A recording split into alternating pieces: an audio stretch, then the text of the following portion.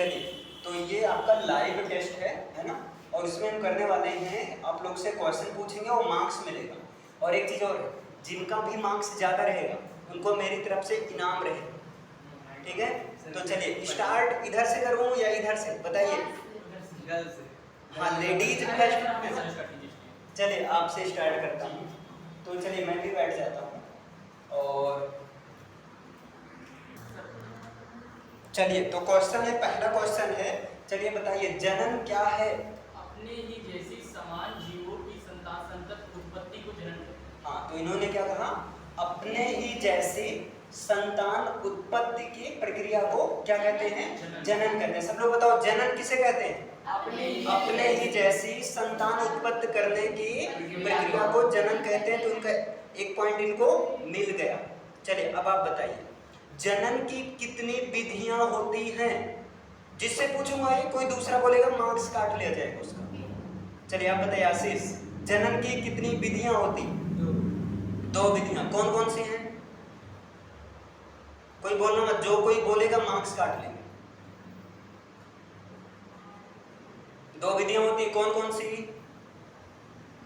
आगे चले, ठीक है। तो इनको आधा नंबर मिलेगा क्योंकि इन्होंने कहा दो विधियां, नाम नहीं बताया, है ना। तो एक होता है लैंगिक जनन यानी कि सेक्सुअल रिप्रोडक्शन, और दूसरा क्या होता है?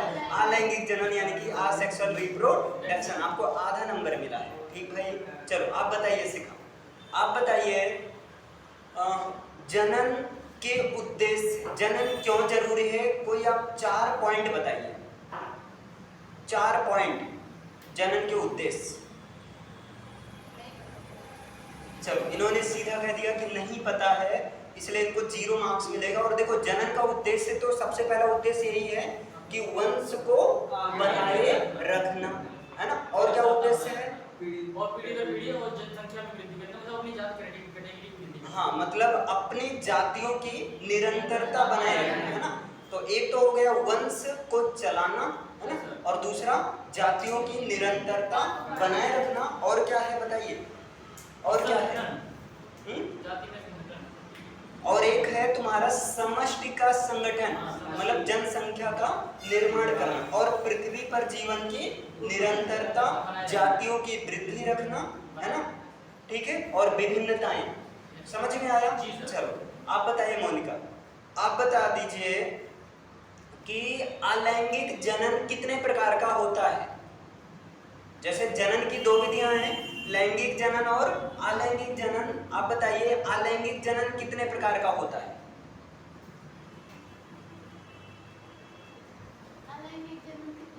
यस, बताइए जल्दी।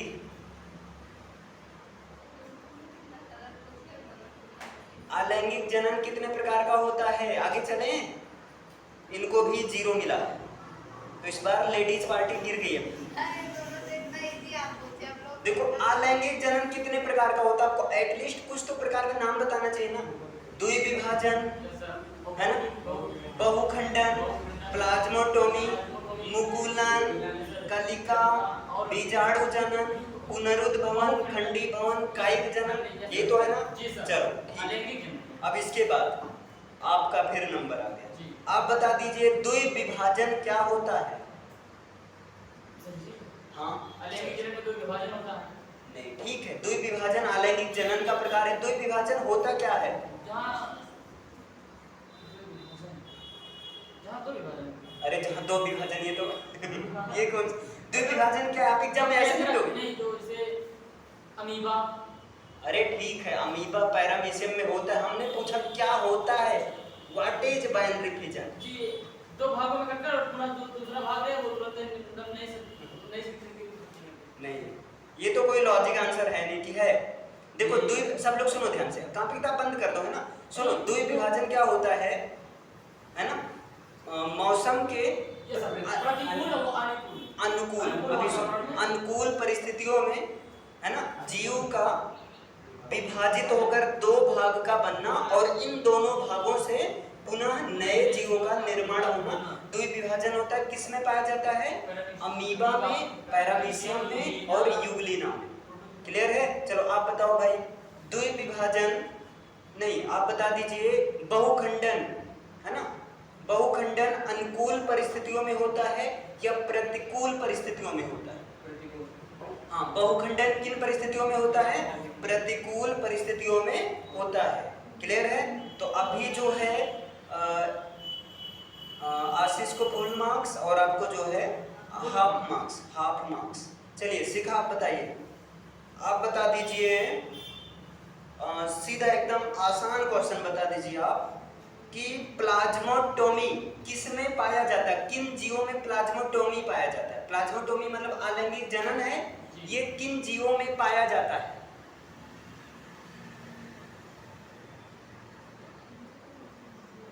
प्लाज्मोटोमी अभी कल भी बताया गया था, है ना?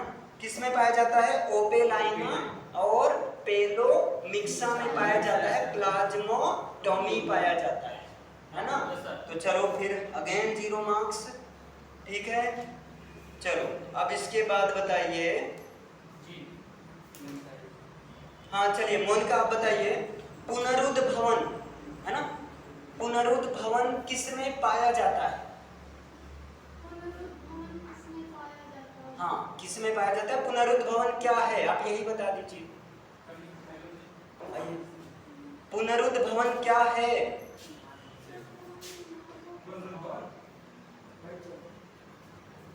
पुनरुद्भवन क्या है? आइए चलो टेस्ट नहीं देना है, आ जाइए। किसी जंतु को, जैसे किसी जंतु का कटा हुआ फिर से निर्माण पुनरुद्भवन वह प्रक्रिया है ना? यदि जंतु के किसी भाग को काटकर अलग कर दिया जाए और उस कटे हुए भाग से नए जीव का निर्माण हो जाए तो उसे क्या कहते हैं? पुनरुद्भवन कहते हैं। तो पुनरुद्भवन का एग्जाम्पल क्या है? प्लेनेरिया है, लेकिन आपको आधा मार्क्स मिलेगा। ये क्वेश्चन आप लास्ट में पूछे। अरे हम शुरुआत में यही पूछे थे। चलो इसके बाद में हाँ शिवा आप बताइए। नहीं उनका हो गया, आप बताइए प्राकृतिक कायिक जनन जो क्या है? प्राकृतिक कायिक जनन क्या है?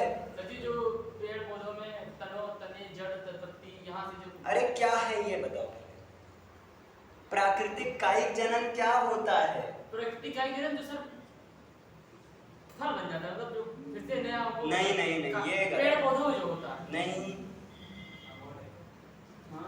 और आप भी आइए। कायिक जनन, अरे कोई दिक्कत क्या बोले नहीं। हैं? प्राकृतिक कायिक, रुको, प्राकृतिक कायिक जनन क्या है आप बता दो, मार्क्स मिल जाएगा। सिखा और कॉपी तुम बंद कर दो। चलो बताओ प्राकृतिक कायिक जनन क्या है?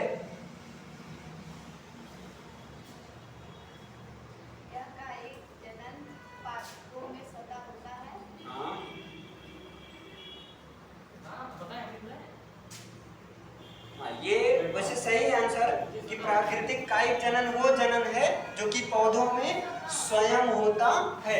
अभी तुम लोग के बीच में एक भाई साहब और आ गए हैं और ये तुम लोग को हराने के लिए आए। रेडी हो? देखते हैं इस बार कौन इनाम लेकर जाता है। ठीक है सब लोग एनर्जी में हो जाओ ना, तुम लोग ऐसा लग रहा है भाई ऐसे मारे पीटे हुए है ना। चलो ठीक है, आपको 1 मार्क्स दे दिया जा रहा है। कायिक के अलग भाग, हाँ ठीक है बस करो, मार्क्स मिल गए। चलो अब इसके बाद में रुको, यहाँ पर एक की और एंट्री होती है, अभिषेक, अनुज। चलिए तो स्टार्ट करते हैं, इस बार आपसे स्टार्ट करते हैं। चलिए बता दीजिए आप, कृत्रिम कायिक जनन कितने प्रकार का होता है? 2 प्रकार का, एक प्रकार का, कौन सा है? 3 प्रकार का, नाम बता दीजिए। कृत्रिम कायिक जनन, जबकि आप लोग हमेशा करते रहे। 2 प्रकार का, नाम बता दीजिए।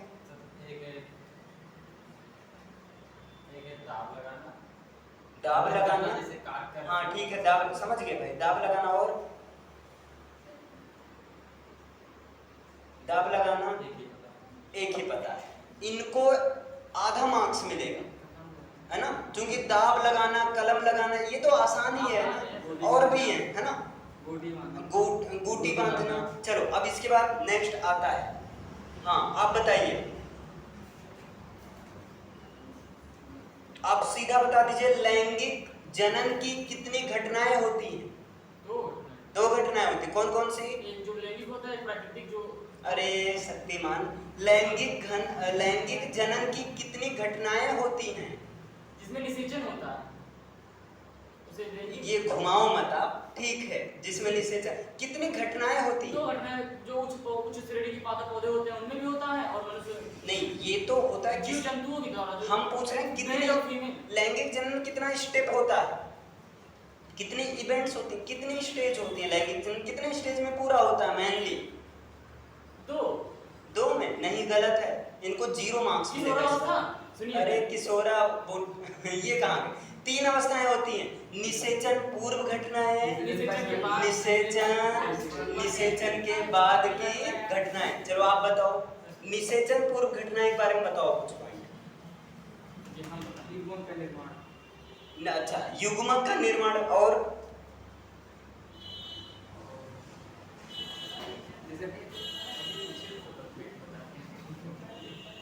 और सुनो, बाकी सब लोग क्वेश्चन याद करने के तैयार है, अभी सारा फिर रिपीट होगा।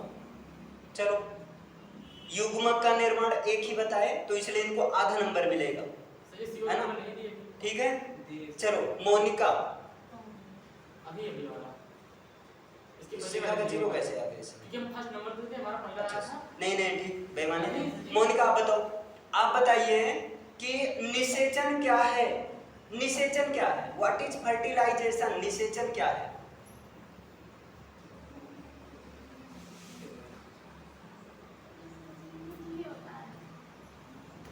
हमें लगता है आप लोग तैयार करके नहीं आए हुए ना, हाँ भूल गए हो। चलो, निषेचन क्या है? निषेचन क्या है? चलो मैं बता दे रहा हूँ, निषेचन। अच्छा, अब भाई इतना टाइम तो नहीं मिलेगा। ऐसी घटना जिसमें नर युग्मक मादा युग्मक के साथ संलयन को क्या कहते हैं? निषेचन कहते हैं। आपका हो गया 0। चलो अब अनुज आप बताइए, ठीक है, आप बताइए तिर निषेचन क्या होता है? यानी 3n। हाँ 3n, हाँ त्रिगुण, ठीक है। तिर निषेचन बताए थे ना 2n के बाद, बहुत बढ़िया समझाया गया। हाँ, पौधों में तो तिर निषेचन होता है। क्या होता है तिर निषेचन? रुको एक मिनट, देखो तिर निषेचन क्या होता है। ऐसा देखो, जब सुनो ध्यान से, आगुणित नर युग्मक और आगुणित मादा युग्मक, मतलब आगुणित नर युग्मक मतलब n, आगुणित मादा युग्मक मतलब n, है ना, परस्पर एक दूसरे से संलयित होकर भ्रूण यानी कि 2n बनाते हैं। और जब यही भ्रूण 2n फिर से आगुणित नर युग्मक से क्या कर लेता है, फिर से निषेचन वाली प्रक्रिया कर लेता है, तो वहां पर वो 3n यानी कि तिर समेकन, तिर निषेचन प्रक्रिया कहलाती है। क्लियर है? अगर किसी को डाउट होगा बताना, मैं बोर्ड पर कल जो है फिर से बता दूंगा। क्लियर है? चलो, तो अब ये किससे पूछा गया था? आपसे। चलो शिखा आप बताओ,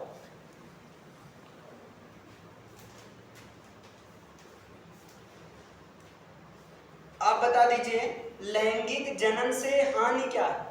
हानियां, लैंगिक जनन से हानियां कोई भी एक बता दो, क्या हानि है?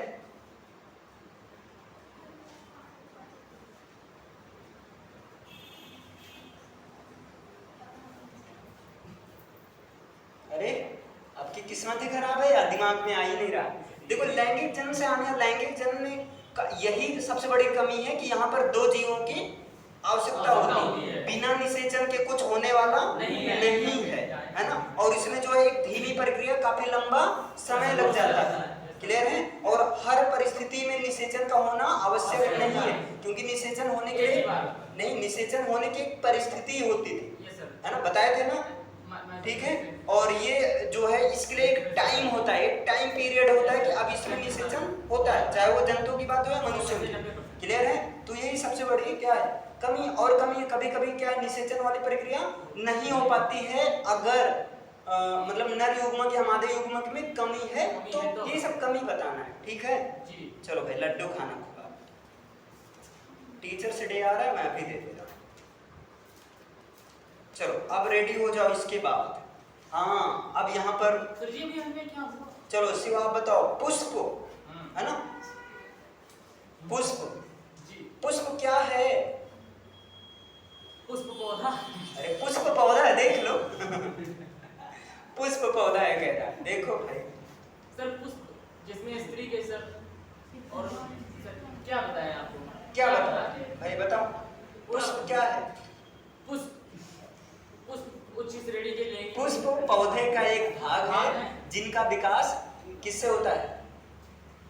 मातृकोश नहीं, अरे मातृकोश का या पुष्प पुष्प स्तन बोल दीजिए, जो नीचे वाला जो कलिका। अच्छा चलो ठीक है, आप ये हटा दो, मान लो आप घूम गए, आप सीधा सीधा ये बता दो, पुष्प को कुल कितने चक्रों में बांटा गया है? 4 चक्रों में। 4 चक्र, नाम बता दो जरा सा।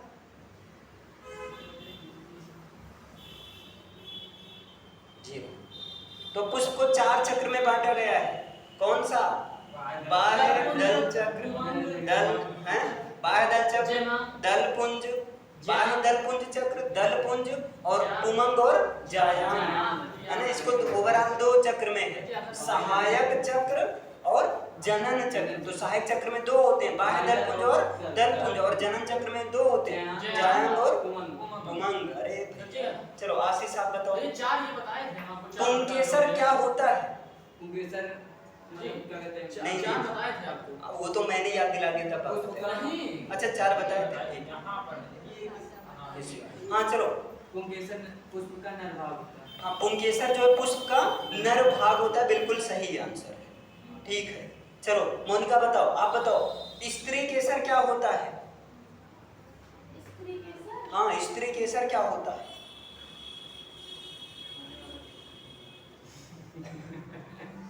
स्त्री केसर क्या होता है? स्त्री केसर क्या होता है? पुष्प का मादा भाग होता है। स्त्री केसर क्या होता है? पुष्प का मादा भाग होता है। सर जी बता देते हैं। अच्छा चलो, वही बोलने वाली थी ना। अरे वाह, आप बताओ, ठीक है आप बताओ बेटा, पुतंतु क्या होता है? और क्या? पुतंतु क्या होता है?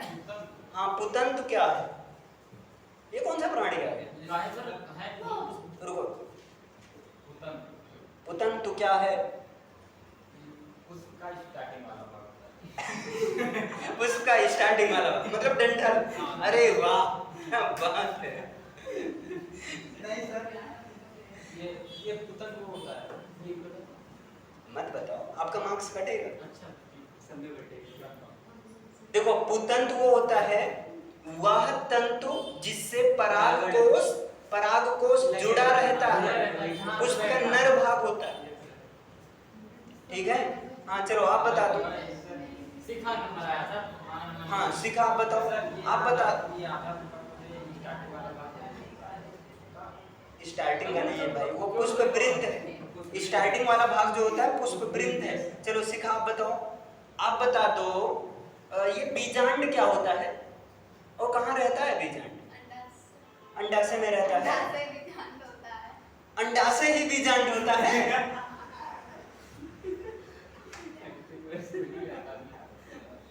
बीजांड अंडाशय में रहता है, यस सर, उसमें रहता ठीक है। बीजांड होता है पुष्प का मादा युग्मक। तो चलो आधा मार्क्स दे दे, ठीक है। चलो शिवा आप बताओ। जी सर। हाँ आप बताइए कि पुष्प की रक्षा करने का काम कौन सा दल करता है? दलपुंज करता है। अच्छा। दो 3 पत्तियां, 3 पत्तियां, 2 पत्तियां, 5 पत्तियां रहती हैं। दलपुंज करता है ना, अब दलपुंज नहीं लॉक करें। दलपुंज करता है ना। हाँ बाह्य दलपुंज तो करता नहीं, हां बाहर वाला जो दोनों करता है, तो आधा नंबर। सर जी बताए तो अरे देखो सहायक चक्र में 2 आता है, सहायक चक्र में 2 आता है, दलपुंज और बाह्य। आप खाली मुझसे ये पूछे थे कि ये हाँ रक्षा तो दोनों काम करते हैं, बाह्य दलपुंज और दलपुंज दोनों। नहीं आपको 2 3 5 चलो कोई बात नहीं, नेक्स्ट टाइम प्रयास कर लो। हाँ इसके बाद आशीष आप बताओ, एक लिंगी पुष्प क्या है? जिसमें सर एक लिंगी मतलब जिसमें सर नर या मादा जो एक मतलब एक ही होते हैं। हाँ ऐसा पुष्प जिसमें एक ही भाग हो, या तो नर भाग हो या तो मादा भाग। ठीक है, चलो मोनिका आप बताओ, आप बता दीजिए द्विलिंगी पुष्प क्या है? जिसमें नर तथा मादा दोनों। हाँ जिसमें नर तथा मादा दोनों पाए जाते हैं। हाँ, जिसमें नर भाग और मादा भाग दोनों हो वो क्या होता है? द्विलिंगी पुष्प होता है। चलो अनुज आप बताओ। हाँ रेडी हो? आप बता दीजिए पुष्पीय पौधों में कौन से जनन पाया जाता है? लैंगिक या अलैंगिक? हाँ पुष्पीय पौधों में अलैंगिक जनन, लैंगिक जनन, अलैंगिक जनन। पुष्पीय पौधों में अलैंगिक जनन, ये सीधा सीधा पाप कर रहे हैं। ये बात नहीं कर पुष्पीय पौधों में क्या पाया जाता है? लैंगिक जनन पाया जाता है भाई, सीधा सीधा। दूसरे लेसन का नाम भी है पुष्पीय पौधों में लैंगिक जनन। अरे कहाँ दिमाग घूम रहा है? हाँ तो अभी यहाँ भी टेस्ट है, अभी यहाँ तो ऑनलाइन बेइज्जती होगी। चलो शिखा आप बताओ। शिखा आप बताइए पुष्प का मादा जननांग किसको कहा जाता है? पुष्प का मादा जननांग किसको कहा जाता है? इतना आसान क्वेश्चन है। चलो खूब लड्डू खाना आपका। पुष्प का मादा जननांग जायांग स्त्री के साथ, भाई इतना आसान है ना, जायांग या स्त्री के साथ। चलो शिवा आप बताओ, आप बता दीजिए। जायांग तो पूरा मिलकर बनता है ना वर्तिका। हाँ उसे जायांग कहते हैं। चलो आप बता दीजिए पुष्प का नर युग्मक किसे कहते हैं? पुंकेसर को कहते हैं। पुंकेसर तो नर भाग है, नर युग्मक होता क्या है?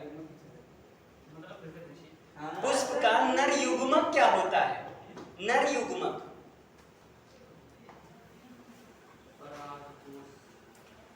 बोलो। पुष्प बिंदी बिंदी रहता है परागकोश, जहाँ से वो। अरे तो बिंदी बिंदी क्या नाम है उसका? बिंदी बिंदी रहता है, चित्र में बिंदी बिंदी रहता है, वैसे नहीं रहता बिंदी बिंदी। अरे सर जो खाया भी जाता है पराग कण होता है। हाँ, परागकण। जी सर जी बताया तो। अरे नहीं सर, ये गलत बात है। आप जीरो दीजिए सर, हम भी लास्ट में बताया आप जीरो दीजिए। अच्छा चलो ठीक है, ठीक है गलत बात है। मैं जीरो कर दूं। ठीक है आशीष आप बताओ, आप बता दीजिए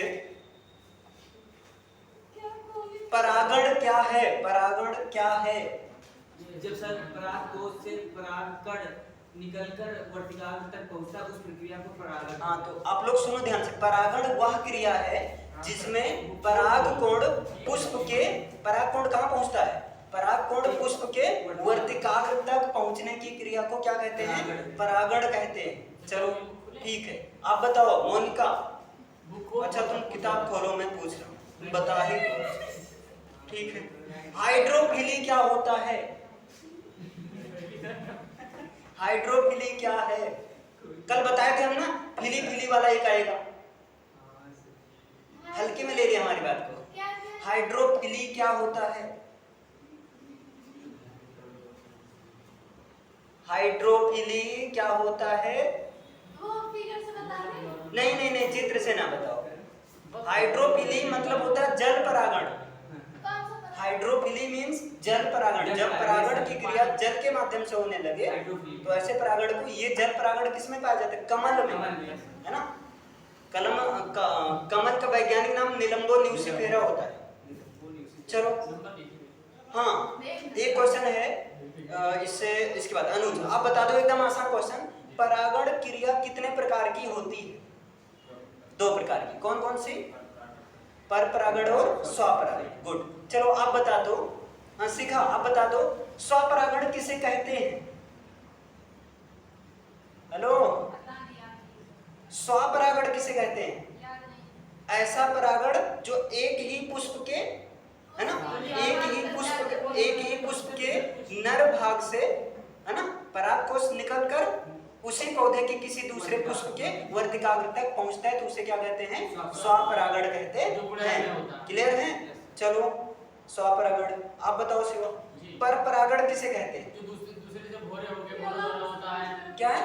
जैसे भोरे पर परागण, जैसे दूसरे के परागकण, मतलब किसी जैसे हवा चलती है, पेड़ पौधे जैसे जो जब किसी दूसरे पौधे, हाँ अरे पूरा हाँ सुना दो सर जैसे गेहूं लगता है तो उसमें एक इधर जब हवा चलती है तो उसमें हवा द्वारा परागण होता है, उसे परागण होता है और दूसरी बात तो जो भोरे गेंदा वेंदा का फूल होता है इसमें ये वो होता है भोरों द्वारा इसमें बैठते हैं तो देखो इसका सीधा सीधा है, दूसरे जब माध्यम से पराग- हाँ दूसरे पौधे के पुष्प के नर भाग से परागकण निकलकर किसी दूसरे जात के पौधे के वर्तिकाग्र तक पहुंचे तो वो परपरागण होता है। ठीक है, तो ये हो गया तुम्हारा।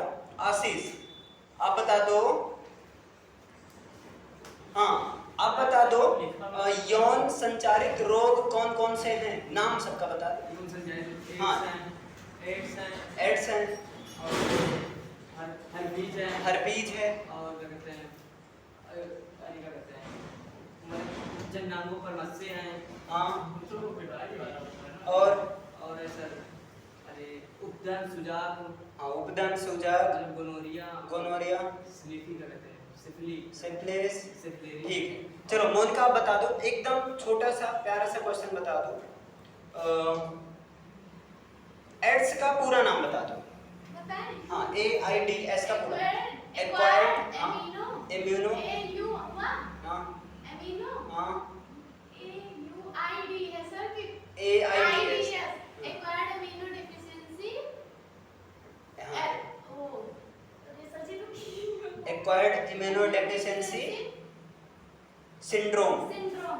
क्लियर है, आधा नंबर। चलो अभी इतना क्लियर हुआ, अब इसके बाद में रिटन टेस्ट होगा, है ना। मैं क्वेश्चन बोलूंगा, आप लोग लिखकर दिखाओगे। चलो क्वेश्चन लिखो, क्वेश्चन लिखिए।